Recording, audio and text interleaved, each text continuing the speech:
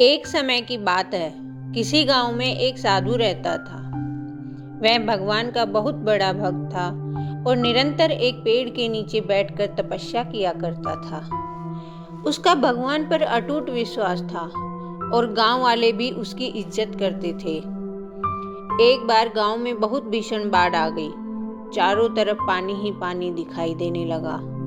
सभी लोग अपनी जान बचाने के लिए ऊंचे स्थानों की तरफ बढ़ने लगे। जब लोगों ने देखा कि साधु महाराज अभी भी पेड़ के नीचे बैठे भगवान का नाम जप रहे हैं, तो उन्हें यह जगह छोड़ने की सलाह दी। पर साधु ने कहा, तुम लोग अपनी जान बचाओ, मुझे तो मेरा भगवान बचाएगा। धीरे धीरे पानी का स्तर बढ़ता गया और पानी साधु के कमर तक आ पहुंचा।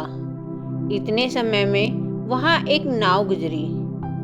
मल्लाह ने कहा, हे साधु महाराज, आप इस नाव पर सवार हो जाइए, मैं आपको सुरक्षित स्थान तक पहुंचा दूंगा।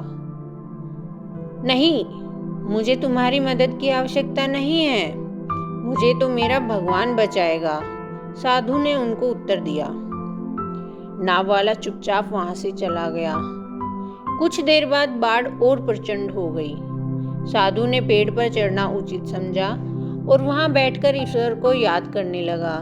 तभी अचानक उन्हें गड़गड़ाहट की आवाज सुनाई दी। एक हेलीकॉप्टर उनकी मदद के लिए आ पहुंचा। बचाव दल ने एक रस्सी लटकाई और साधु को उसे जोर से पकड़ने का आग्रह किया, पर साधु बोला, मैं इसे नहीं पकड़ूंगा, मुझे तो मेरा भगवान बचाएगा। उनकी हट के आगे बचाव दल भी उन्हें लिए बगैर वहां से चला गया।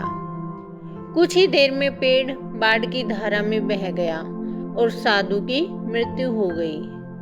मरने के बाद साधु महाराज स्वर्ग पहुंचे और भगवान से बोले, हे प्रभु, मैंने तुम्हारी पूरी लगन के साथ आराधना की, तपस्या की, पर जब मैं पानी में डूबकर मर रहा था तब मुझे बचाने नहीं आए, ऐसा क्यों प्रभु? भगवान बोले, हे साधु महात्मा, मैं तुम्हारी रक्षा करने के लिए एक बार नहीं बल्कि 3 बार आया। पहला ग्रामीणों के रूप में, दूसरा नाव वाले के रूप में और तीसरा हेलीकॉप्टर बचाव दल के रूप में, किंतु तुम मेरे इन अवसरों को पहचान ही नहीं पाए।